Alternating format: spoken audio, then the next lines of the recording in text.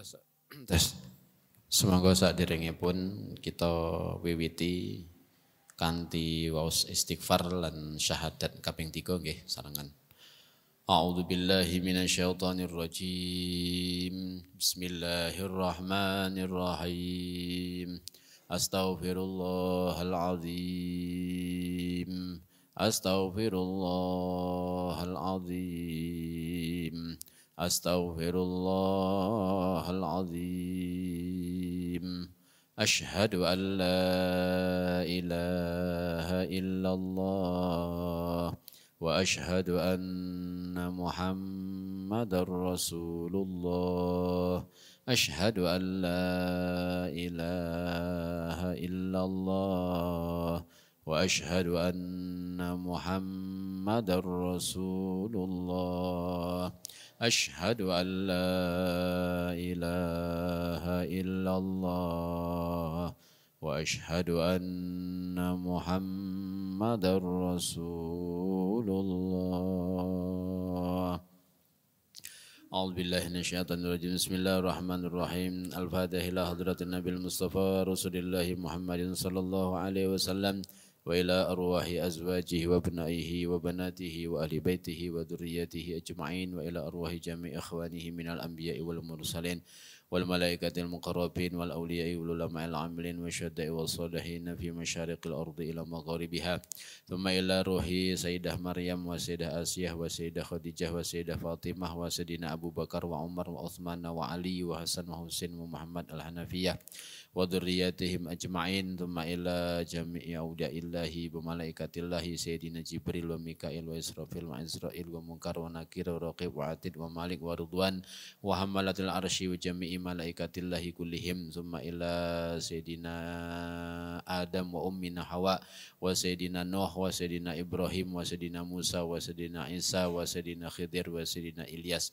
thumma ila ruhi jami'i awliyaillah sayyidi Syekh Abdul Qadir Al-Jilani qaddasallahu sirrahu wa sayyidi Syekh Abdul Hasan Asy-Syadzili wa sayyidi Syekh Abdul Qadir Muhyiddin Abdul Qadir Muhyiddin Ibn Arabi wa sayyidi Syekh Jaluddin Ar-Rumi wa sayyidi Syekh Abdul Wahhab Asy-Sya'rani wa sayyidi Syekh Ali Al-Khawas thumma ila ruhi Sunan Kalijogo Sunan Kiri Sunan Bonang Sunan Muria Sunan Kudus Sunan Derajat Sunan Ampel Sunan Gunung Jati Syekh Maulana Malik Ibrahim Syekh Siti Jenar Syekh Ibrahim Asmorokondi Syekh Jumadil Kubro Syekh Maulana Ishaq Syekh Maulana Maghribi Syekh Belabelu Panembahan Jayaprana Panembahan Bodo Ki Ageng Karanglo Ki Ageng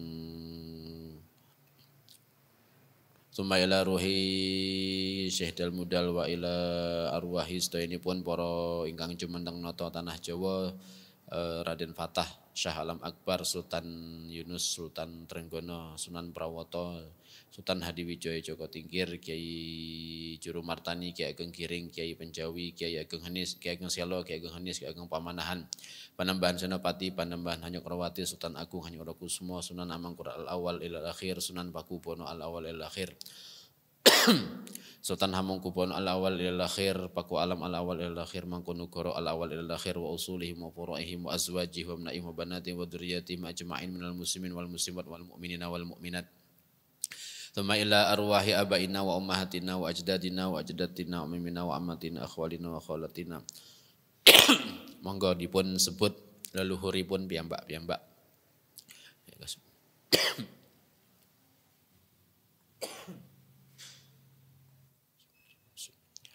wa usulihim wa furu'ihim wa azwajihim wa abnaihim wa banatihim wa dzurriyyatihim ajma'in tsumma ila arwahi sedayanipun para sesepuh ingkang sampun bangun Masjid Jenderal Sudirman awalahum al-awal dumugi akhir wa ila arwahi jami' ahlil kubur minal muslimin wal muslimat wal mu'minina wal mu'minat wa ila arwahi jami'i man sanad guru asma'ahum ingkang ajeng kita sebut asmanipun min para auliyaillah wa ulama wonten ing tlatah Mataram al-masyhurin wal masturin ingkang sampun kebuka napa tasih ketutup mugi-mugi jembar alam kuburipun pinaringan magfirah saking Gusti Pangeran Allah Subhanahu wa taala wa ala hadiniyah wa ala kullinatin sholihah anallaha yarzuquna ilman nafi'an wa amalan mutaqabbalan wa ila jami'i al-jibal wa sa'iril jibal fi nuswantara wa ila sa'iril bihar wa bahril janub wa man asya fihim minal jinni wal insi wal hayawanati wan nabatati kullihim anallah yanzilu alaina wa alaihimur rahmah wal afiyah wasihah wassalamah bihaqqin Nabi Muhammad bi Nabi Muhammadin sallallahu alaihi wasallam. Al-Fatihah. A'udzu billahi minasyaitonir rajim. Bismillahirrahmanirrahim. Alhamdulillahirabbil alamin.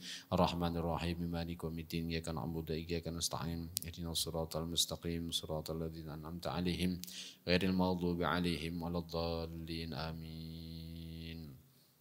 Bismillahirrahmanirrahim. Assalamualaikum warahmatullahi wabarakatuh. Alhamdulillahirabbil alamin wassalatu wassalamu ala asyrafil anbiya'i wal mursalin wa ala alihi wa ashabihi ajma'in. Asyhadu an la ilaha illallah wa asyhadu anna Muhammadar Rasulullah. Allahumma shalli ala sayidina Muhammad wa ala alihi wa sahbihi wa mawalah ila yaumil qiyamah. Subhanaka la ilma lana illa ma 'allamtana innaka antal alimul hakim. Rabbi shrah li sadri wa yassir li amri wahlul 'uqdatam min lisani yafqahu qawli. Amma ba'd. Bapak-bapak, ibu-ibu, jamaah, mas-mas, mbak-mbak pengajian sore hari menjelang berbuka di Masjid Jenderal Sudirman. Sore hari ini kita ketemu lagi melanjutkan ngaji Wali-Wali Mataram seri kedua. Insya Allah ada kurang lebih 6 atau 8 seri nanti. Mudah-mudahan diberikan kemudahan dan dilancarkan serta diturunkan berkah oleh Allah Subhanahu wa taala. Amin ya rabbal alamin. Baik, hari ini kita akan berbicara mengenai bagaimana nanti kalau di hari Selasa lalu kita bicara tentang negeri Mataram dari tahun sebelum 1500 sampai dengan 1500. Hari ini kita akan bicara negeri Mataram ketika terjadi perpindahan arus besar dari telatah pantai utara dan pindah ke telatah selatan Ngeksintoro ke Ngeksi Gondo. Sebelumnya penting untuk diketahui Bapak Ibu sekalian bahwa Islam yang dianggap mulai masuk pada awal masuk ke Jawa adalah Islam yang masuk melalui jalur pelabuhan, sehingga sebagian besar kota-kota di Jawa yang menjadi tempat masuknya dan tempat pemukiman umat Islam, komunitas Muslim itu dimulai dari jalur Pantura. Jadi kalau kita baca sejarah wali-wali Songo itu, kita akan menemukan bahwa sebagian besar dari mereka-mereka ini adalah orang-orang yang memang tinggal, dilahirkan dan dididik dan dibesarkan di telatah Jawa Utara. Kita bisa mengurutkan mulai dari Cirebon terus ke arah timur sampai Pekalongan, sampai Semarang, Demak, Kudus, Jepara, Pati, terus ke timur lagi nanti kita akan ketemu dengan Tuban, Gresik, Lamongan, Surabaya, terus sampai Pasuruan dan sampai ke Madura.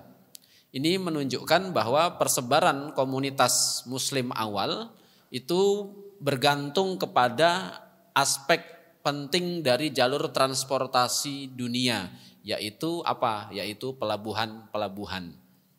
Nah, pekan lalu kita sudah berbicara bahwa salah satu kota yang juga disebut kota besar sampai hari ini adalah Mataram, sebagaimana masuk di dalam catatannya Antonio Pigafetta tahun 1522. Mataram disebut sebagai satu di antara kota-kota besar pada abad ke-16 atau tahun 1500 sekian. Jadi dengan kata lain, kalau kotanya sudah besar pada tahun 1522, berarti pemukimannya dan pembentukan kotanya paling tidak sudah berjalan 100 tahun sebelumnya. Jadi kurang lebih sudah 1400 sudah dibuka, sejak 1400 sudah dibuka. Dan kemarin kita juga sudah membahas bahwa Mataram ini ketika dibangun oleh Kyai Ageng Pemanahan dan dibangun oleh Panembahan Senopati, itu bukan merupakan sebuah kota yang hutan belantara, tetapi kota yang memang sudah ada peradaban besar, yang sudah ada jejak-jejak para wali-wali yang dikirim ke wilayah selatan sini. Dalam khazanah tradisional di Jawa, istilah Ngeksintoro dan Ngeksigondo ini hampir-hampir tidak pernah tersampaikan. Karena nanti biasanya dalam kajian-kajian mengenai sejarah Islam di Jawa, istilah yang sering dipakai adalah pesisir dan pedalaman.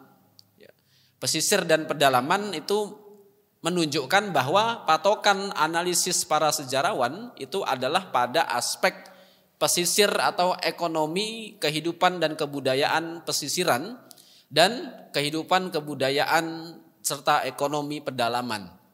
Nanti biasanya akan disebut bahwa yang di pesisir itu terbuka dan di pedalaman tertutup.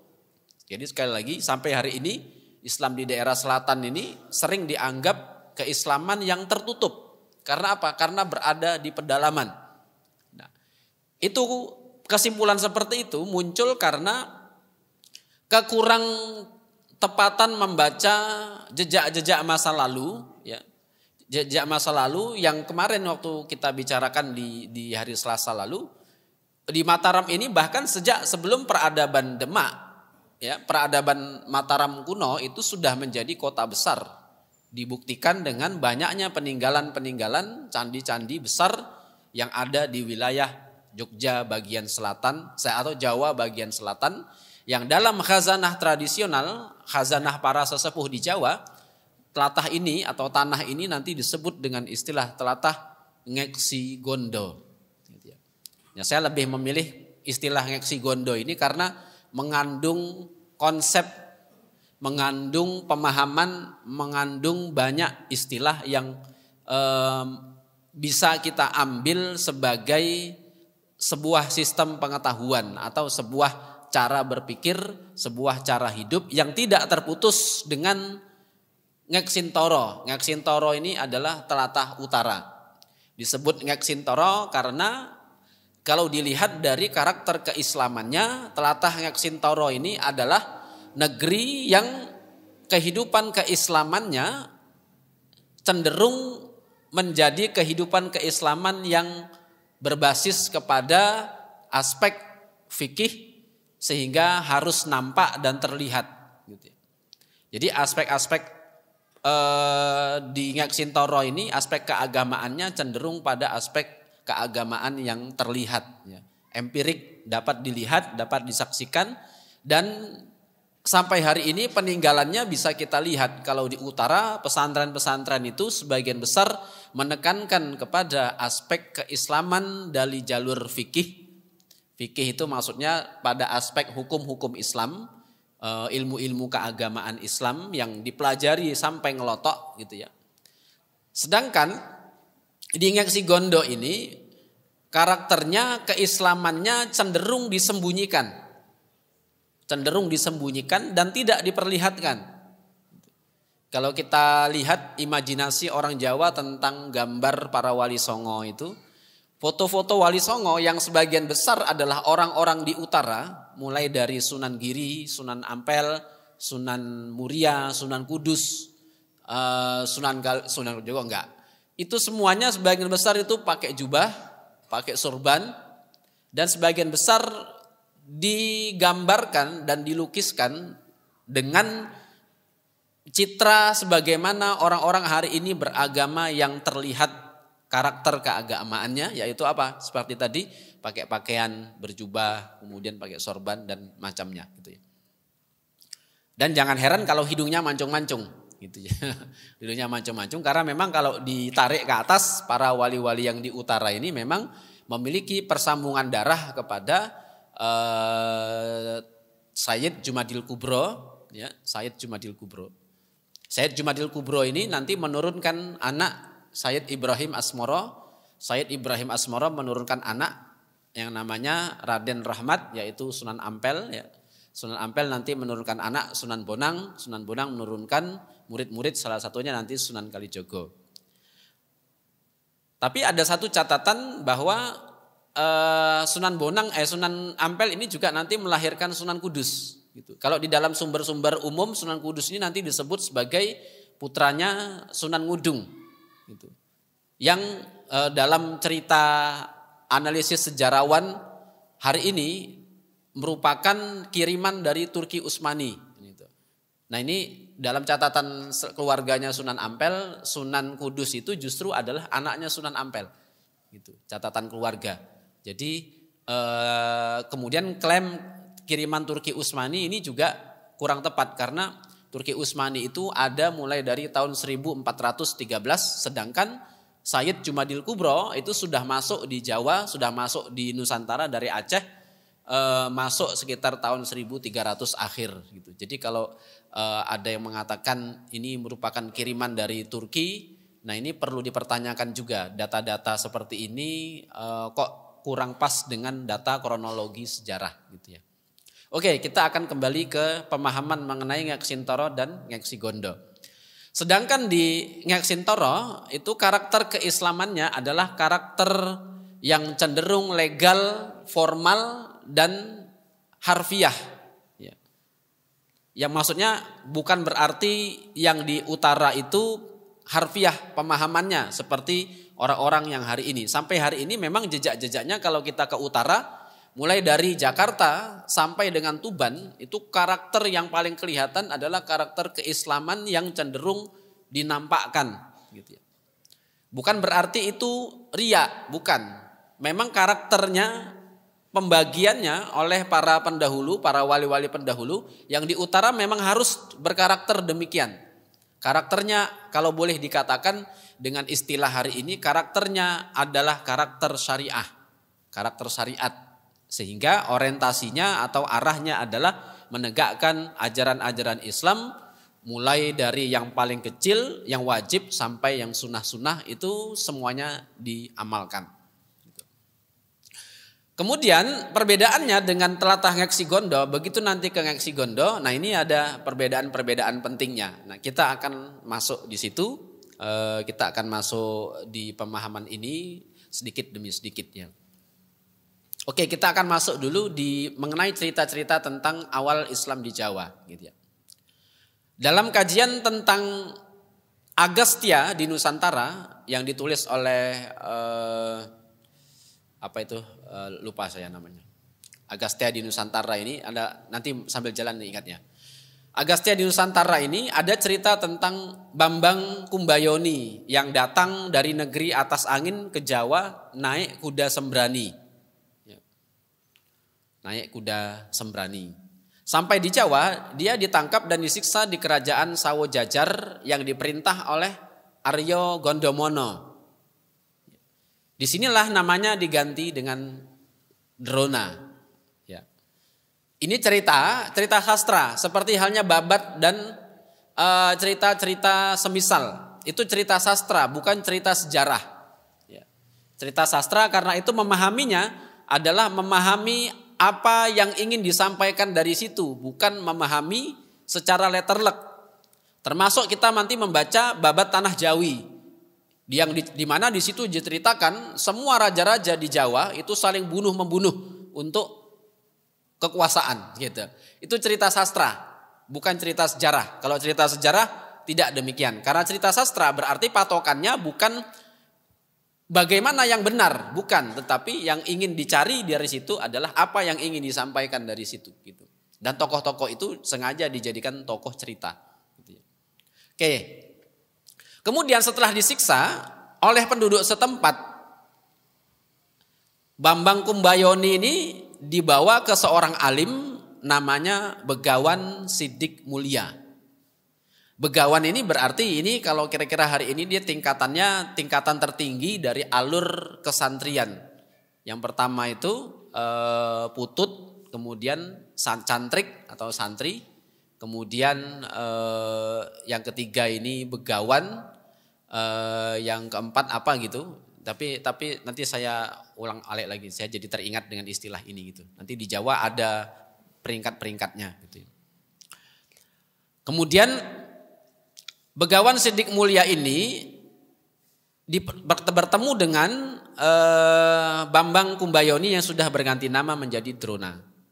Nah, Bambang Kumbayoni diceritakan sebagai seseorang yang membawa agama Hindu ke Jawa dari India. Dalam posisi ini Bambang Kumbayoni disebut atau ditafsirkan sebagai Agastya. Ini cerita seperti ini sudah dikaji ya dalam cerita-cerita ilmiah Agastya di Nusantara. Nanti mungkin sambil mencari teman-teman ada yang mungkin bersedia untuk mencari di Agastya di Nusantara ini siapa yang menulisnya. Kalau nggak salah Purbacaraka yang pernah menulis ini pertama gitu ya.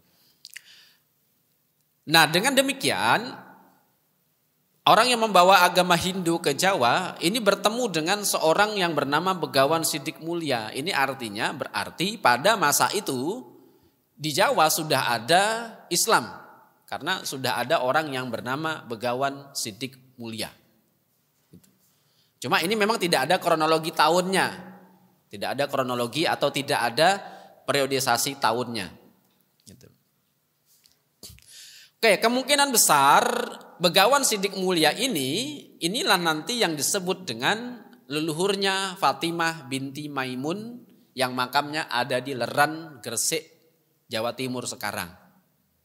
Gresik itu adalah juga bandar, pelabuhan, dan memang di berbagai kajian tentang peradaban Jawa kuno, orang-orang yang tinggal di bandar, yang tinggal di pelabuhan, itu sebagian besar adalah orang-orang yang berasal dari Jazirah Arab.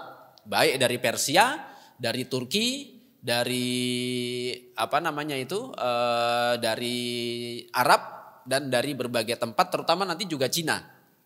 Karena itu dari sini nanti kita dapat menemukan nama-nama para wali dan nama-nama ulama yang sebagian besarnya juga memiliki nama Cina. Karena pada waktu itu semua wali dan semua sunan, semua guru itu memiliki minimal 3 nama. Nama Arab, nama Cina, dan nama Jawa.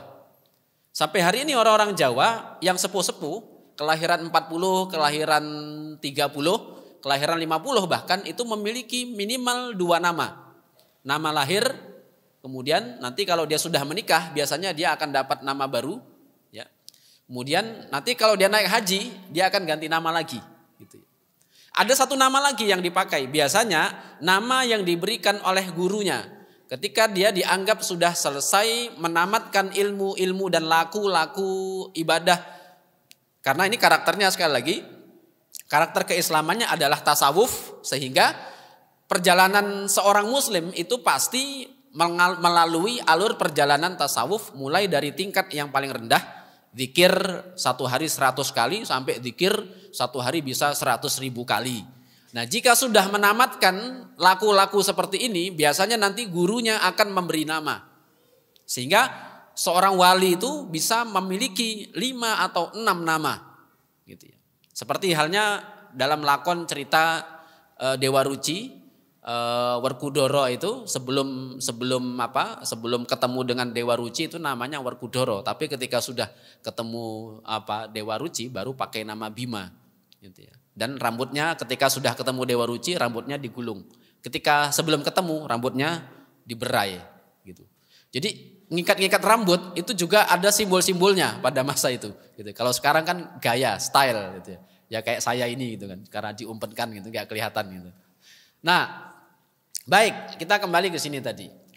Begawan Sidik Mulia ini itulah nanti yang di dalam naskah pustaka Raja-Raja Bumi Nusantara disebut bernama Makhdum Siddiq. Makhdum Siddiq ini memiliki anak Sayyid Hibatullah, yang memiliki anak Sayyid Maimun, yang memiliki anak Fatimah. Fatimah itu keterangan di nisan makamnya tahun 1028 Masehi. Dengan demikian berarti kalau makamnya 1028 dikurangi 100 tahun untuk mencari masa hidup dan masa peradabannya. Karena umatnya Nabi Muhammad itu sebagian besar adalah orang-orang yang usianya 60 tahun sampai 100 tahun. Jadi kalau makamnya sekali lagi kalau makamnya misalnya 1028 berarti Fatimah binti Maimun ini hidupnya kira-kira tahun 900 sekian. Artinya perkampungan dan kehidupan Islam di masa itu di Leran Gresik kurang lebih sudah ada sejak tahun 900 Masehi. Jika patokannya adalah Fatimah binti Maimun. Jika patokannya adalah Maimun berarti kemungkinan besar Islam berada di Gresik sudah sejak tahun 800 sekian. Karena apa? Karena satu generasi paling tidak ada 4 nama. Buyut, kakek, ayah, anak. Sampai hari ini paling tidak dalam 100 tahun, dari tahun 1900 sampai tahun 2000 itu ada 3 orang. Bapak, anak, dan cucu. Ya. Jadi Fatimah, Maimun dan Hibatullah ini kemungkinan besar adalah orang-orang yang dilahirkan tahun 800 sampai 900 Masehi. Ya. Sedangkan bapaknya yaitu Makhdum Siddiq ini kemungkinan juga orang-orang yang dilahirkan mulai dari 700 akhir sampai 800. Dan ingat, kalau ada nama-nama memakai awal Makhdum, ini berarti tokoh ini memiliki silsilah ke Aceh dan memiliki sanad ilmu keagamaan ke Aceh. Karena nanti masuknya Islam ke Indonesia, ke Nusantara pertama kali masuk dari Aceh. Temuan terbaru berdasarkan bukti nisan makam, Islam masuk di Aceh di Kampung Pande. Kampung Pande itu sekarang masuknya di Banda Aceh. Ada buku terbaru yang diterbitkan oleh Dr. Husaini Ibrahim. Dia meneliti tentang makam tertua di Aceh. Dia ketemu dengan makam-makam di Kampung Pande yang kronologi angka tahunnya itu kurang lebih berasal dari tahun 800 Masehi. Kalau dari 800 Masehi berarti orang-orangnya dikurangi 100 tahun. Berarti 700 Masehi. Itu dugaan paling kuat. Dan bukti-bukti nyata ada di Aceh. Ada nisannya, ada bukti-bukti peninggalan sejarahnya. Sedangkan cerita mengenai masuknya Islam itu yang masih berbasis cerita, untuk sementara bisa diterima tetapi tingkat validitasnya atau tingkat kekuatannya tidak bisa menyamai tingkat peninggalan budaya material berupa nisan dan yang lainnya. Karena nisan itu adalah produk dari zaman ketika peristiwa itu terjadi. Maka dalam ilmu sejarah nisan, batu makam dan yang lainnya adalah sumber primer untuk menceritakan sejarah tertentu. Sedangkan cerita-cerita lisan itu sumber sekunder. Jika tidak ada sumber primer, kita bisa mengandalkan sumber sekunder. Nah, ini kira-kira cerita mengenai Islam di Jawa gitu ya. Oke, ini dia. Zaman Keling atau zaman Ratu Sima. Berita Cina menyebutkan ada seorang pangeran Arab yang disebut dengan Pangeran Tashi. Tashi ini nanti dalam buku Islamisasi Nusantara yang ditulis Ahmad Baso tahun 2018 itu diceritakan Tashi ini adalah ejaan Cina dari Quraisy. Jadi Quraisy, orang-orang yang dikirim oleh Sayyidina Utsman bin Affan untuk masuk ke Cina, itu rombongan banyak pada masa itu dan berita Cina menyebut mereka ini dengan istilah Tashi. Jadi ada pangeran dari Tashi, pangeran Arab, pangeran Tashi yang mendengar keadilan Ratu Sima di Jawa. Kemudian ia mengirim kantong emas yang diletakkan di pinggir jalan sampai 3 tahun. Setelah 3 tahun, seorang putra mahkota melangkahi dan menggeser kantong emas itu dengan kakinya. Ratu Sima akhirnya marah, kemudian pangeran itu dijatuhi hukuman potong jari kaki. Ini membuktikan bahwa Ratu Sima benar-benar seorang pemimpin negara yang adil. Apakah Ratu Sima ini perempuan? Beberapa kajian dan beberapa sumber-sumber spiritual yang saya temui menyebutkan Ratu Sima ini laki-laki. Gitu ya. Nah, di Jawa tidak usah aneh kalau istilah seorang raja itu disebut ratu. Karena memang begitu. Kualitas seorang pemimpin itu memang kualitas seorang ibu. Kualitas seorang ini ya, seorang yang ngayomi, momong, mendidik dan tidak pernah marah atas tingkah anak-anaknya gitu. Maka disebut dengan ratu. Sampai di Jawa juga ada keyakinan bahwa suatu ketika nanti akan datang seorang yang akan menyelamatkan peradaban ini dari kehancuran, yang itu nanti dalam tradisi Jawa disebut dengan istilah Ratu Adil. Apakah dia seorang perempuan? Kalau dilihat dari gelarnya Ratu Adil ini nanti gelarnya adalah Heru Cokro gitu. Jadi ini adalah nama yang dipakai oleh Pangeran Diponegoro gitu ya. Dan sebelum-sebelumnya nanti banyak yang pakai nama itu gitu ya. Cuma bedanya kalau Diponegoro itu nanti Khalifatul Rasulillah. Khalifahnya Rasulullah gitu. Bukan Khalifatullah gitu. Karena memang tidak memegang kekuasaan untuk mengatur tatanan, nggak punya kekuatan untuk noto, untuk perang gitu ya. Oke, kembali ke sini. Nah, waktu itu di zaman Ratu Sima ini kurang lebih 674 Masehi. Dengan kata lain, Islam sudah masuk di Jawa pada masa Ratu Sima. Artinya tahun 600 Masehi lebih sudah masuk di Jawa yang disebut dengan agama Islam. Gitu. Karena itu nanti Hamka itu menyatakan Islam masuk ke Nusantara itu pada abad ke-7 Masehi atau sekitar tahun 600 sekian gitu ya. Tapi memang bukti primernya belum ada berupa nisan-nisan atau makam-makam belum ada gitu. Ada yang mengatakan di Barus ada. Tetapi di Barus itu setelah diteliti oleh kawan-kawan teman-teman yang konsentrasi dalam kajian nisan di Sumatera, ternyata dilihat dari coraknya, inskripsinya yang di Barus itu adalah batu yang ditulis sekitar tahun 1300 sampai 1400. Jadi masih diragukan pada awalnya. Oke, baik. Nah ini cek.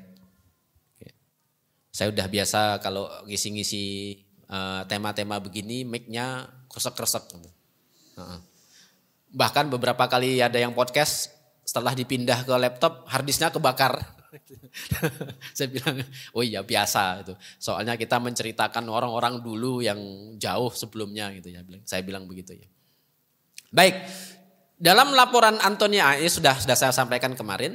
Jadi baik bawahnya. Tahun 1522 Masehi, Majapahit masih ada.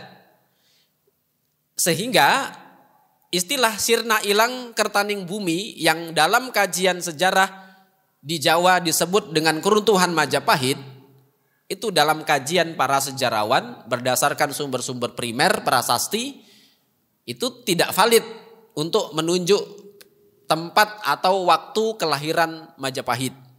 Gitu ya. Ini saya ambilkan dari Muhammad Yamin ya. Muhammad Yamin justru menyebut sirna ilang kertaning bumi ini untuk menunjukkan peristiwa ketika terjadi perjanjian antara Portugal dan Hispania atau Spanyol.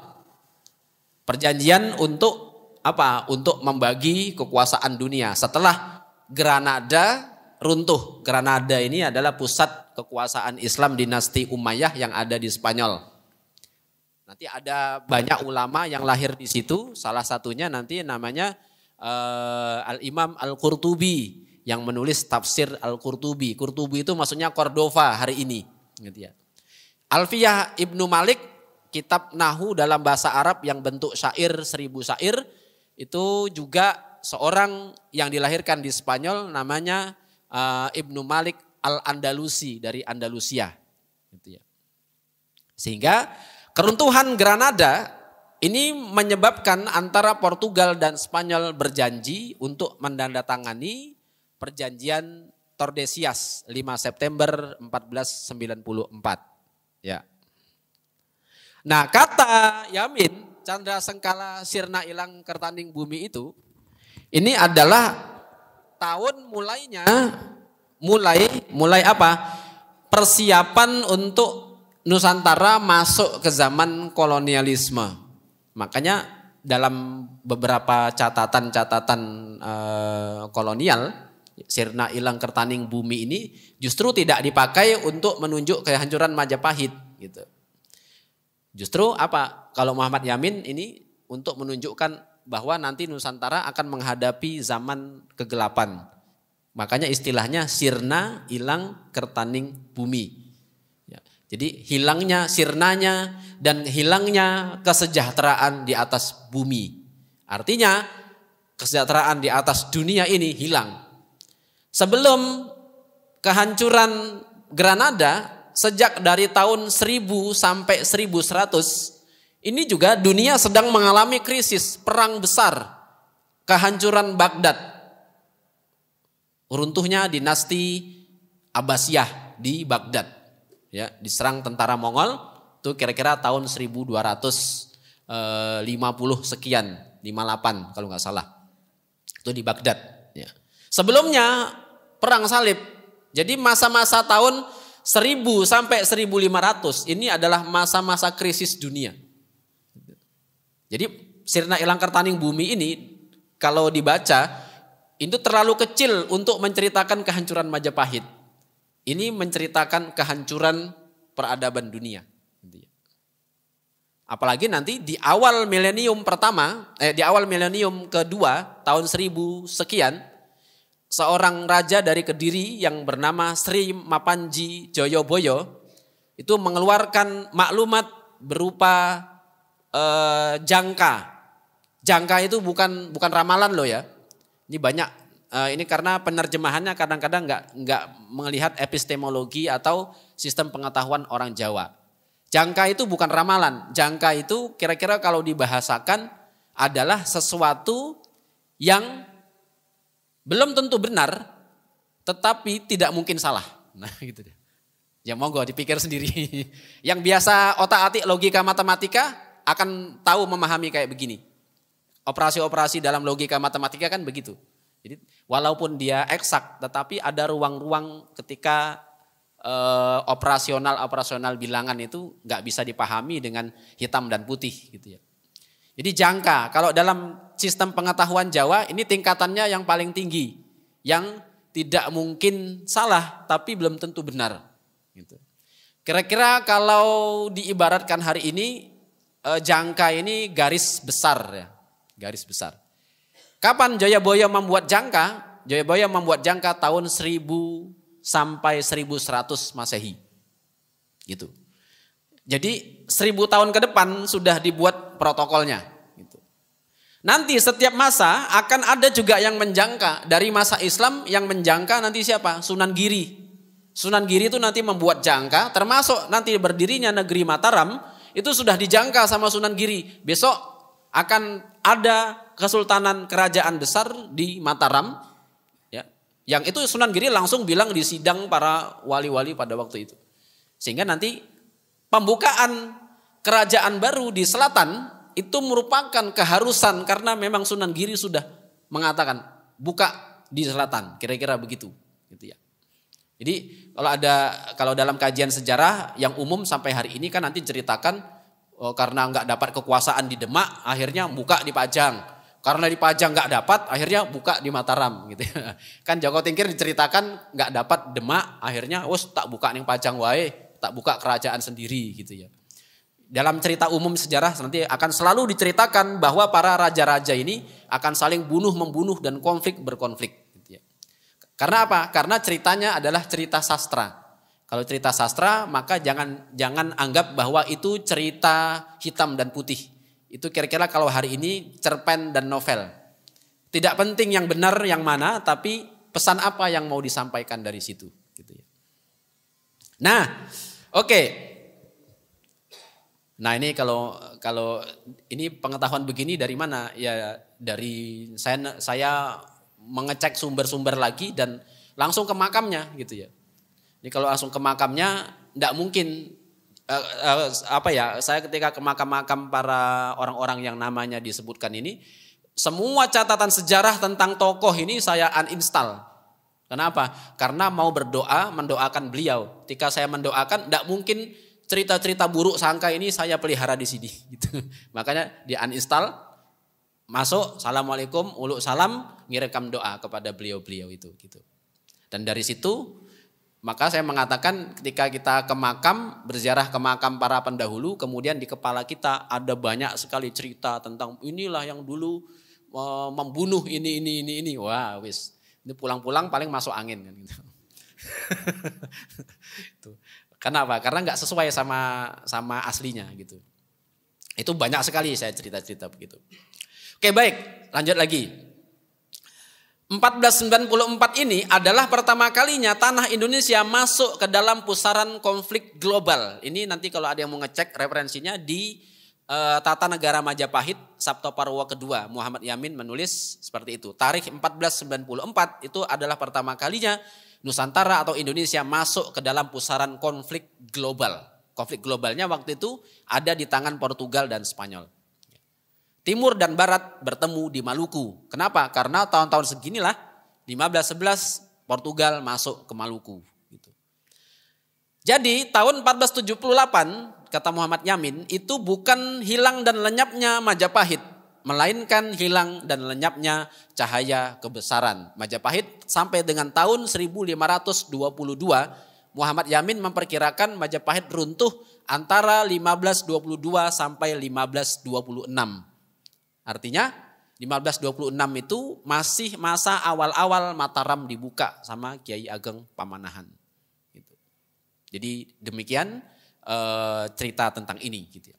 Nah, Hasan Ja'far dalam buku Masa Akhir Majapahit nanti mengatakan Majapahit masih tegak berdiri alias tidak hancur pada 1478. Oleh karena itu kekeliruan Akbar jika angka tahun 1400 Saka yang tercermin dalam Candra Sengkala Sirna Ilang Kertaning Bumi sebagaimana tertulis dalam Serat Kanda itu dianggap sebagai kehancuran Majapahit.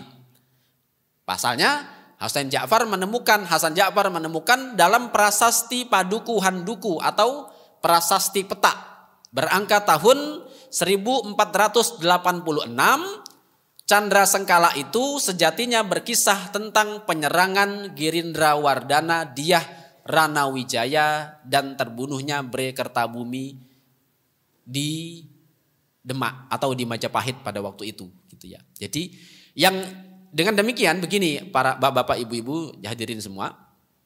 Cerita yang menyebutkan bahwa Majapahit dihancurkan dan Brawijaya dibunuh oleh Raden Patah itu tidak ada dalam sumber-sumber primer. Sekali lagi tidak ada cerita penyerangan Demak ke Majapahit. Dan Brawijaya atau Batara Wijaya ini kan bapaknya Raden Patah. Jadi tidak mungkin ada seorang anak yang membunuh bapaknya. Tidak mungkin. Kemudian dari cerita itu dari mana? Cerita itu nanti mulai muncul di Babat Tanah Jawi. Babat Tanah Jawi ini ditulis pertama kali tahun 1700-an. Artinya ini kitab yang ditulis kurang lebih 300 tahun setelah masa-masa Majapahit. Gitu ya. Nanti paling sering dikutip lagi Serat Darmo Gandul. Nah ini nanti cerita mengenai penyerangan Demak Majapahit ini paling dieksploitasi dari Serat Darmo Gandul ini. Beberapa kawan meneliti naskah ini katanya Darmo Gandul ini naskah yang baru diterbitkan tahun 1900. Jadi kurang lebih 500 tahun setelah tahun 1400. Dan sumber ceritanya dari mana? Ini yang paling unik ini. Ini saya juga termasuk dapat cerita ini dapat kritik terhadap naskah ini dari Pak Agus Sunyoto. Serat Darmo Gandul itu cerita sumbernya adalah dari dukun-dukun yang dimediasi jin-jin gitu. Ya, jinnya disuruh cerita, kemudian ceritanya dicatat gitu. Termasuk nanti cerita Babat Kediri yang menceritakan bahwa Sunan Bonang itu perampok, pencuri. Nah, itu juga cerita dukun-dukun yang namanya Buto Lecoyo itu dimasukkan ditulis. Kira-kira kalau nonton Trans 7 atau nonton acara di YouTube itu yang model sejarah datang ke makam atau datang ke tempat-tempat sejarah kemudian ngundang jinnya dimasukkan ke mediator gitu. Nah, terus jinnya ditanyain gitu. Kamu tinggal di mana kan gitu. Menurut saya bermasalah karena apa? Yang pertama ngapain percaya sama jin? Itu lama-lama bisa menyebabkan kemusyrikan gitu ya. Tapi ya sudah, itu monggo-monggo itu urusan yang lain. Saya tidak ngurusin yang begitu-begitu gitu ya. Nah, kira-kira demikian Islam sampai di sini gitu. Ini makam 7 di Troloyo. Kalau panjenengan ke Mojokerto ada makam Sayyid Jumadil Kubro di situ. Nah di utaranya di makam umum ada 7 makam Troloyo, orang menyebutnya makam Troloyo, sudah dikaji banyak peneliti ya. Ini salah satu foto nisan-nisannya, ini dia. Ya, ini makam di Troloyo. Ini gambar Surya Majapahit. Jadi perkiraannya begini. Makam tertua di sini, angka tahunnya dalam kajian Damai, seorang arkeolog Perancis, tertulis angka yang paling muda, angka yang paling tua 1298 Masehi.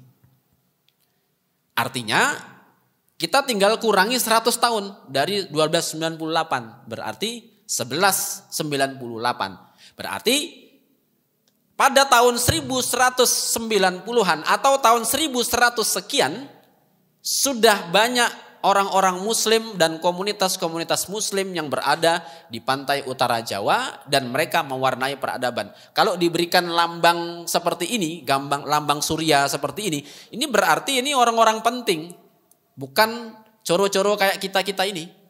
Gitu ya. Kalau dalam istilah kitab Atasadur itu nanti pembagiannya ada dua. Mukmin kas sama mukmin ngam. Mukmin kas itu maksudnya mukmin khos. Dari bahasa Arab khos itu khusus. Orang Jawa kan biasa lidah Jawa. Mukmin khos itu diucapkan jadi kas, mukmin kas gitu. Sama kayak Abu Bakar Siddiq, kalau di Jawa jadinya Kar Siddiq. Nah itu. Kalau Umar bin Khattab jadinya Mar Khattab. Nah itu. Lidah Jawa itu begitu itu. Ishak jadi Iska. Nah susah gitu ya. Ini kenapa? Ya ini Ngek Sigondo begitu. Selatan memang begitu. Kalau di utara nggak boleh. Ishak itu kita sebut Iska nggak boleh. Dimarahi nanti sama kiai-kiai di daerah Ngek Sintoro di utara, pantai utara itu. Sehingga sampai hari ini nanti dalam kajian-kajian ilmiah Islamnya orang Mataram di Yogyakarta ini dianggap bercampur baur dengan Hindu Buddha. Tapi yang di utara enggak gitu. Karena apa? Karena kegagalan memahami alur dari Ngek Sintoro ke Ngek Sigondo ini. Sebenarnya sama. Cuma nanti setelah ini ya. Nah. Jadi ini yang diberikan nisan-nisan begini ini berarti orang-orang penting pada masa itu. 1298. Kira-kira peralihan dari Singosari ke Majapahit gitu. Ini kalau mau fotonya nanti tinggal copy ke laptop saya boleh. Nah ini dia asal usul istilah Ngek Sigondo. Ini tembang Serat Wedotomo Mangkunegara keempat gitu ya. Nulodo laku utama tumrope wang tanah Jawi. Ya itu. Enggak usah nembang nanti udah keburu buka gitu. Ya kira-kira demikian Bapak Ibu para pencari takjil rahimakumullah. Oke baik. Nah, ini yang saya masuk. Oke baik, ini dia. Pasca sirna hilang jadi, ini saya temukan ketika ke lapangan, ke makam-makam, ketemu para sesepuh-sesepuh, ketemu orang-orang yang setiap hari di makam-makam itu. Jadi ketemu sumber begini. Sirna hilang kertaning bumi itu selain menunjukkan kehancuran peradaban dunia, sirna hilang kertaning bumi ini juga menunjukkan peralihan dari yang kelihatan menjadi sirna. Dari yang nampak menjadi hilang. Makanya konsekuensi dari sirna hilang kertaning bumi adalah pergeseran peradaban dari utara ke selatan. Kalau dalam istilah wayang nanti ada istilah ardo waliko. Jadi pembalikan. Dari kelihatan ke yang tidak kelihatan. Dari Ngek Sintoro artinya dapat disaksikan dengan ketara, kelihatan. Ngek Sigondo, Ngek Si itu artinya menyaksikan, Gondo artinya keharuman. Bagaimana menyaksikan keharuman? Makanya di Jogja ini logika diwalik-walik. Gitu. Nggak bisa straight, lurus. Diwalik-walik di sini. Kenapa? Ya Ngek Sigondo menyaksikan keharuman. Bagaimana keharuman disaksikan? Gak bisa.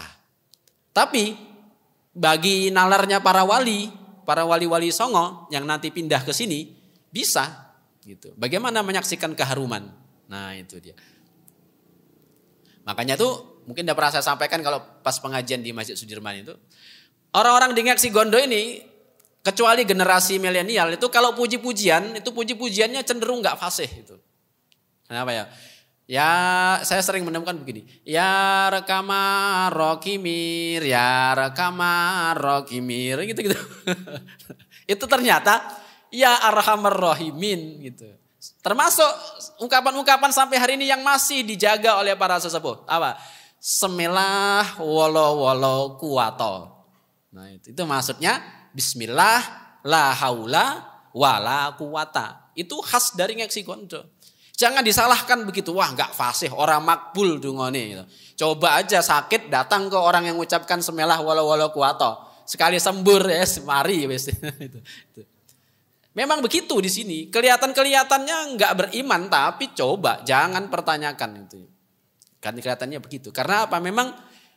Ini memang sudah dijangka begitu dari utara ke selatan, nanti akan ada pembalikan dari yang fasih ke yang tidak fasih, dari yang kelihatan ke yang tidak kelihatan. Istilah-istilah kayak tadi mukmin kas, mukmin ngam, itu kalau kita nggak paham kita nggak ketemu. Sama kayak primbon betal jemur ada makna. Orang yang nggak tahu bahasa Arab Ngek Sintoro akan bingung betal jemur ini apa.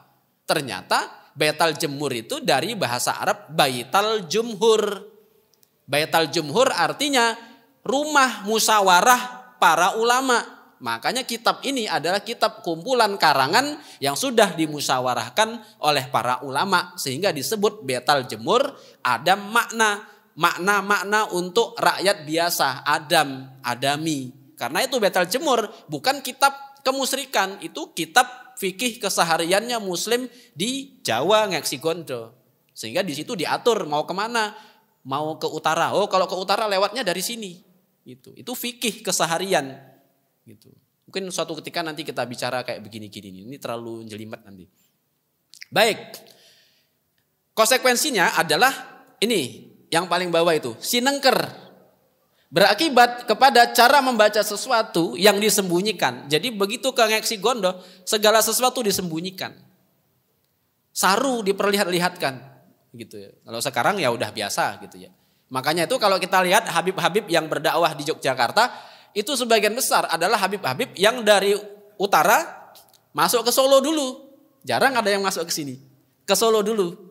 Nanti karena apa? Karena nanti di Solo pusat bandarnya di sana ada di daerah Sukoharjo ada bandar Nusupan, bandar besar pada sejak masa Singosari Majapahit gitu ya. Mereka dari utara, Semarang, Pekalongan masuk ke Solo, dari Solo baru masuk ke sini. Sampai hari ini habib-habib yang mengajari kita bersolawat, mengajak kita untuk bersolawat ramai-ramai itu dari Solo semua. Habib Syekh, Habib Novel, Alaidrus, baru nanti habib-habib di sini buat majelis gitu.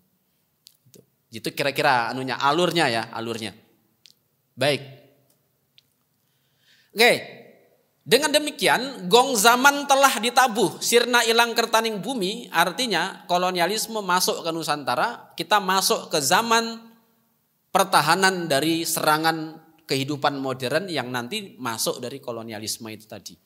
1511 Masehi. Pada saat yang sama, para wali mulai memindahkan arus peradaban dari utara ke selatan, dari telatah Ngek Sintoro ke telatah Ngek Sigondo. Dari yang tampak beralih menuju karakter peradaban yang hanya bisa dibaui atau yang tidak tampak. Sehingga ajaran-ajaran keislaman di Ngek Sigondo di Mataram ini kalau kita nggak tanggap, kita akan melihatnya itu hanya semata-mata warisan Hindu-Buddha. Padahal tidak. Seperti kemarin saya sampaikan, mengapa kok keraton dibangun di sebuah tempat titik yang lurus dengan Tugu, lurus dengan Gunung Merapi, dan lurus dengan Laut Selatan. Gitu.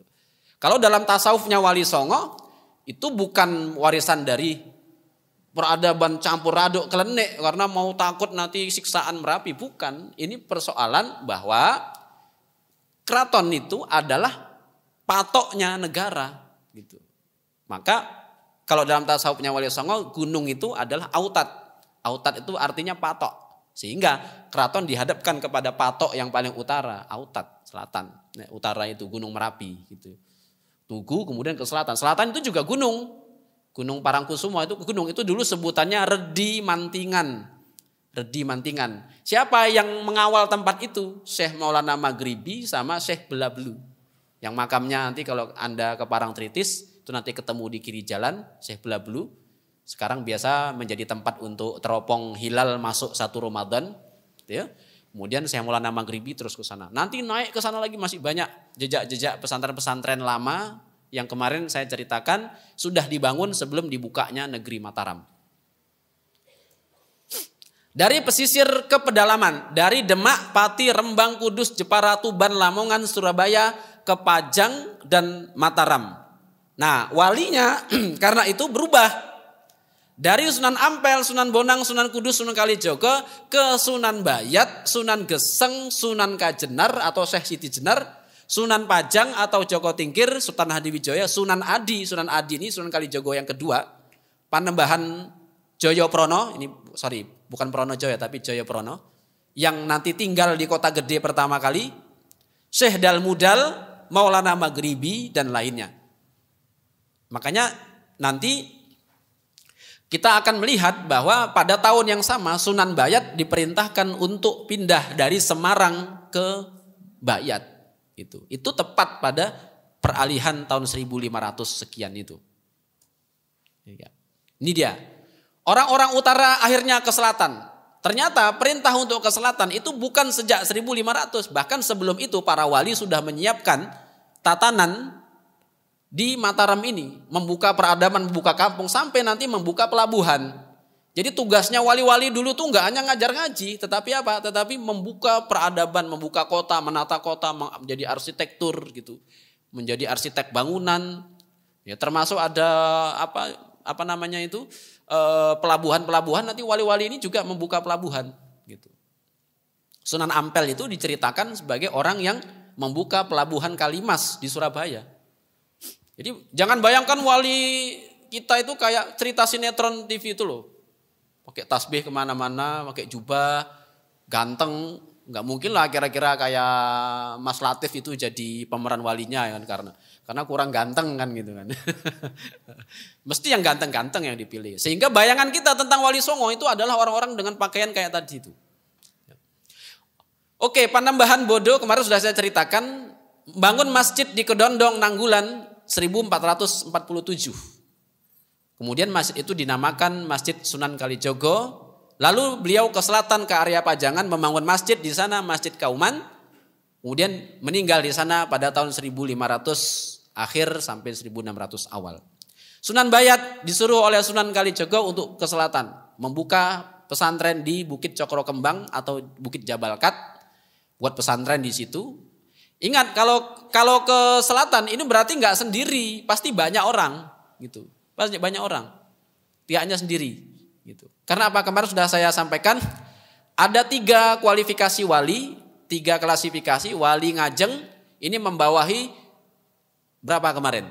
4.000 kepala keluarga. Yang kedua Wali Bekel membawahi 2.000 kepala keluarga. Wali Wingking membawahi 200 kepala keluarga. Jadi kalau misalnya Sunan Bayat ini masuknya Wali Ngajeng, dengan demikian beliau masuk ke Bayat membawa 4.000 kepala keluarga pindah ke Bayat. Dari Ngek Sintoro ke Ngek Sigondo. Gitu. Dari utara ke selatan. Syekh Maulana Maghribi membangun padepokan di Parangtritis atau Redi Mantingan. Termasuk juga nanti Syekh Belabelu. Ya. Sunan Panggung membangun pesantren dan tempat tinggal di Kulon Progo, di Lendah. Kemudian Syekh Dalmudal juga di daerah Kulon Progo membangun pesantren. Oh ini kosong, sorry. Ya. Ini dia.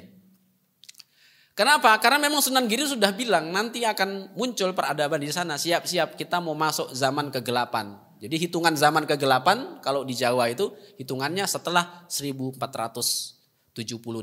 Setelah sirna ilang kertaning bumi. Ini jangka itu bukan ramalan. Dalam nalar kewalian Jawa apa yang dilakukan oleh Sunan Giri bukanlah ramalan melainkan jangka. Jangka itu kira-kira nanti kalau orang Jawa nyebutnya itu wahyu atau ilham. Kalau dalam istilah tasawuf nanti namanya ilham. Ini ada 5 tingkatannya. Yang pertama nanti disebut dengan wahyu panjongko. Tadi saya katakan panjongko ini kualitasnya dapat diungkapkan dengan pernyataan belum tentu benar, tidak mungkin salah. Kemudian yang kedua, wahyu panyokro. Kualitasnya dapat diungkapkan dengan pernyataan belum tentu benar, belum tentu salah. Ya, belajar matematika ini. Matematika kan ada logika-logika. Orang Indonesia seharusnya udah terbiasa dengan logika kayak begini. Karena orang Indonesia itu kalau diibaratkan komputer, dia di antara on dan off itu kan ada garis miring. Nah, itu orang Indonesia yang garis miring itu. Itu biasanya. Karena mampu mengatakan tidak apa-apa sekalipun apa-apa. Nah, itu salah satu kekuatan jiwa yang besar itu. Yang ketiga, wahyu panyondro. Kualitasnya dapat diungkapkan dengan pernyataan belum tentu benar, mungkin bisa salah. Yang keempat, wahyu sudarsono. Kualitasnya dapat diungkapkan dengan pernyataan belum tentu benar, sangat bisa salah. Biasanya wahyu sudarsono ini mimpi pun nanti di dalam khazanah kewalian di Jawa itu juga ada klasifikasinya, ada puspo tajem, ada puspo winarah atau apalagi macam-macam itu klasifikasinya.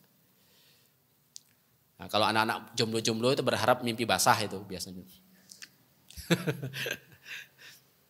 Yang kelima, pengangen-angen. Ini dalam bahasa Arab disebut dengan tasawur atau citra. Ini dia. Jadi setelah 1400 dibalik. Jadi dunia itu dibalik dari peradaban spiritual ke peradaban material. Material maksudnya dari spiritualisme ke materialisme. Kalau dalam kajian tentang warisan kebudayaan, mulai dari sejak tahun 500 Masehi sampai 1500, dunia ini penuh dengan bangunan-bangunan spiritual. Karena memang peradabannya masih spiritual. Di Jawa kita banyak ketemu candi-candi, mulai dari candi yang tahun 300-an kayak di Batu Jaya, Karawang itu, sampai candi yang paling dianggap paling akhir di Jawa misalnya di Candi Sukuh. Misalnya yang dianggap tahun 1400-an. Karena memang peradabannya peradaban spiritual. Karena itu bangunannya adalah bangunan-bangunan spiritual. Tapi begitu masuk 1500 ke sini, kita tidak menemukan lagi ada peninggalan-peninggalan spiritual yang bentuknya begitu. Paling mungkin adalah makam.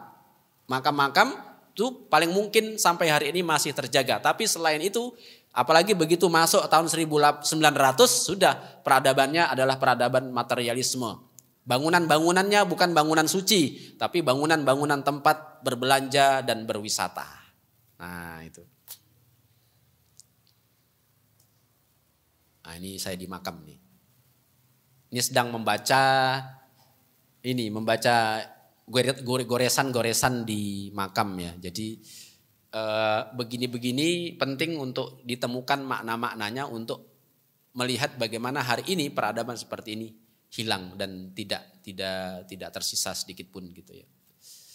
Oke, kira-kira yang terakhir tapi belum saya kasih di sini, nanti saya masukkan di slide yang depan. Karakter Ngasi Gondo ini begitu peradaban pindah ke sini artinya apa? Tidak ada keterputusan antara orang utara dan orang selatan. Jadi kalau dalam kajian antropologi nanti selalu akan dipisah-pisahkan. Oh, itu Islam pesisiran, kalau di Jogja itu pedalaman gitu.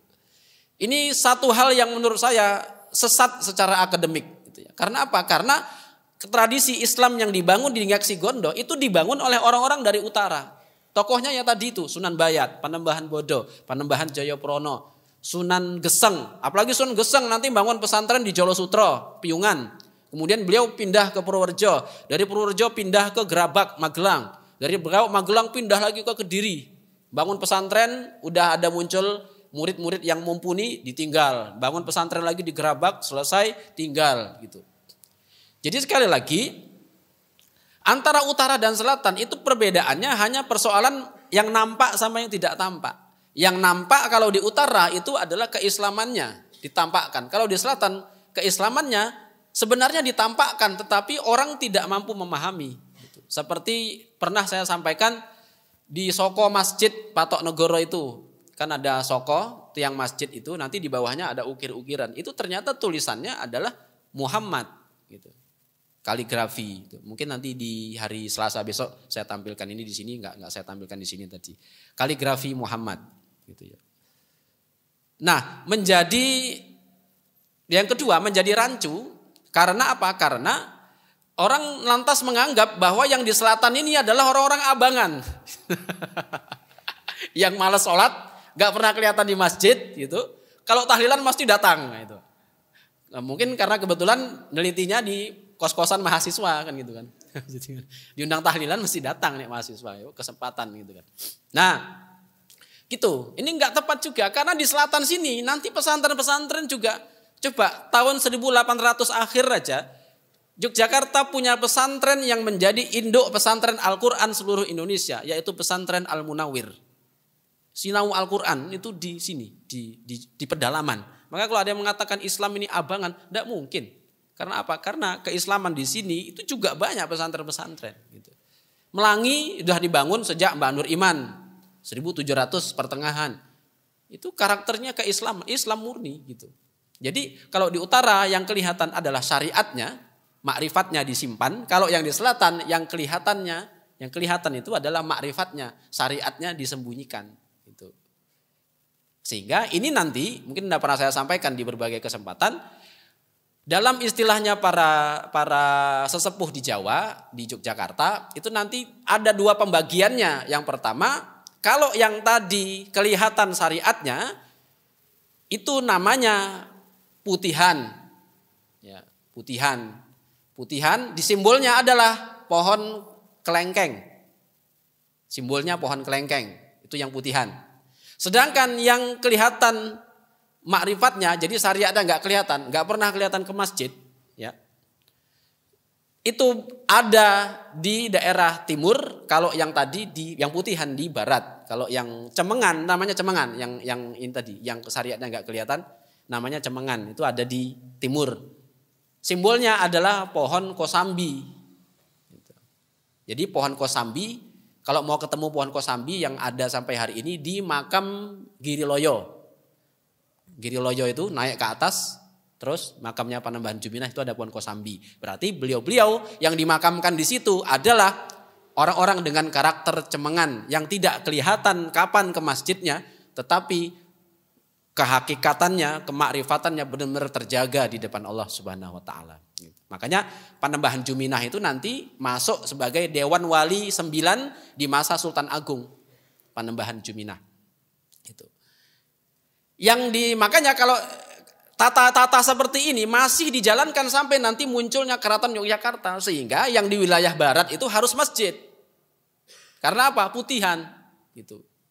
Harus masjid. Sedangkan yang di wilayah timur itu bangunan-bangunan perbelanjaan gitu, tempat-tempat galeri, museum, itu sebelah timur keraton. Gitu. Sebelah utara timurnya pasar. Pasar nggak boleh di barat, ya di timur. Itu tempatnya cemengan tadi itu gitu. Kalau yang di timur, yang di barat itu masjid gitu. Itu putihan dan cemengan. Di Ngek Sigondo ada dua karakter begini. Jadi kalau kelihatan ada orang yang jarang kelihatan di masjid, itu jangan langsung wah ini abangan nih. Jangan. Bisa jadi keimanan dia lebih ampuh daripada kita gitu ya. Makanya husnuzon adalah jalan terbaik gitu ya. Makanya kalau nggak ngelihat ada orang ke masjid setiap hari, nah itu udah biasa aja. Kalau di Yogyakarta, di Ngek Sigondo, itu biasa. Kita ke masjid kemudian ada orang rokokan, minum teh gitu. Itu bukan pemandangan yang aneh dan itu nggak ada hubungannya sama imannya tinggi atau rendah. Gitu. Di Ngek Sigondo begitu. Kalau di Ngek Sintoro, oh saru. Ada orang ke masjid, Anda duduk-duduk ngerokok gitu, oh saru di sana, dimarahin Gus Baha nanti. Kalau di sana itu. Makanya Gus Baha itu yang diceramahkan syariat. Memang beliau Ngek Sintoro gitu. Kalau yang di selatan sini beda lagi. Nah kira-kira demikian Bapak Ibu. Untuk memahami wali-wali Mataram ini harus paham jagatnya dulu. Karena nanti ada banyak wali-wali Mataram yang tidak diceritakan dan cenderung dianggap sebagai tokoh abangan. Sekali lagi wali-wali di Mataram ini cenderung dianggap sebagai tokoh abangan. Tokoh yang tidak kuat Islamnya kalau istilahnya peneliti-peneliti dari barat dan peneliti-peneliti dari kampus-kampus gitu. Padahal kalau kita kaji seperti ini, oh jauh gitu. Saya sangat yakin dengan keislamannya karena kalau ke makam-makam ngelihat simbol-simbol kayak begini ini, ya wes ini ulama besar, ini tokoh besar, keimanannya enggak perlu. Kenapa? Karena orang yang masuk keraton, orang yang berada di keraton, ya, orang yang menjadi pejabat di keraton itu tidak mungkin kalau tidak nyantri ke wali tertentu gitu. Sehingga nama-nama yang dikasih adalah nama-nama yang gelar-gelar namanya itu adalah gelarnya itu adalah gelar keagamaan. Raden misalnya. Raden itu artinya hati yang bersih. Rahadian. Raden gitu. Apalah misalnya namanya apa? Notoroto. Wah, kalau Notoroto ini pasti kalau NU misalnya itu majelis suronya Tanfidiyah. Jadi sultan itu Tanfidiyah, kalau Notoroto ini pasti majelis suronya gitu. Di jejeran itu ada makam Rojoniti. Nah, itu ulama-ulama besar yang dimakamkan di situ. Itu terahnya Kiai Krian di jejeran itu. Nah, dari situ aja kelihatan kualitas keulamaan dan kualitas keislamannya, tidak bisa diragukan. Kalau hari ini orang yang menjadi lurah itu minimal harus S1. Nah kalau dulu orang bisa jadi lurah, membuka desa, membuka kampung dan jadi pemuka di situ, itu kalau nggak wali nggak bisa. Bukan kayak sekarang, siapa yang kuat, wah udah jadi gitu. Kalau dulu minimal wali, makanya saya sering mengatakan ke banyak forum-forum, di setiap desa itu ada walinya, ada makam walinya. Gitu. Setiap desa ada makam walinya. Di mana Kembangarum, Sleman, Turi ada makam walinya di situ. Gitu. Saya udah pernah ke sana. Gitu. Di Demangan sini ada satu, gitu. Yang baru kedeteksi satu, gitu. Yang lain belum tentu. Gitu. Sehingga kita tidak mungkin menafikan kayak begini ini. Bagaimana caranya? Ya, mari kita kaji lagi cerita-cerita sejarah, babat-babat dan penelitian-penelitian para sarjana yang menceritakan tentang keislaman di Telatah Mataram ini. Yang biasanya sangat kental dengan cerita-cerita negatif. Nah itu bisa kita kaji lagi dan kita teliti lagi. Ya, karena itu saya membuka kesempatan kepada mbak-mbak, mas-mas yang masih muda-muda ini. Kalau untuk mengkaji begini, terutama mengkaji makam-makamnya, saya siap untuk mendampingi, mengajarkan cara neliti makamnya, mengajarkan metodenya, dan semuanya gratis, nggak usah bayar wes gitu ya. Itu saya anggap sebagai bagian dari memelihara seperti ini. Ini kalau 50 tahun lagi belum tentu masih ada gitu ya. Bisa jadi hilang. Nah, kalau misalnya ada yang mau, monggo kita mulai mengidentifikasi, mendokumentasikan, meneliti dan menerbitkan karya-karya tentang makam-makam tua di desa-desa kita. Karena desa itu tidak akan dibuka kalau tidak ada walinya. Jadi walinya itulah nanti yang menjadi patoknya di desa itu. Kira-kira demikian. Ini sudah mau masuk waktu berbuka. Mudah-mudahan bermanfaat. Sekiranya ada pertanyaan mungkin bisa dicatat dulu nanti di pertemuan selanjutnya ya, Selasa atau Selasa depan besok kita akan ketemu, mungkin bisa dipertanyakan, dititipkan ke takmir atau nanti langsung ketemu saya nggak apa-apa. Matur nuwun, sebelum ditutup mari kita membaca istighfar bersama-sama. Mudah-mudahan sekiranya ada yang salah-salah yang kami sampaikan dan yang kita pikirkan, mudah-mudahan diampuni oleh Allah Subhanahu wa taala. A'udzubillahi minasyaitonirrajim. Bismillahirrahmanirrahim. Astaghfirullahaladzim. Alladzi la ilaha illa huwal hayyul qayyum wa atubu ilaih. Astaghfirullahaladzim. Alladzi la ilaha illa huwal hayyul qayyum wa atubu ilaih. Astaghfirullahaladzim. Alladzi la ilaha illa huwal hayyul qayyum wa atubu ilaih. Matur nuwun, subhanakallahumma wa bihamdika asyhadu an la ilaha illa anta astaghfiruka wa atubu ilaik. Wallahu a'lam bissawab. Wassalamualaikum warahmatullahi wabarakatuh.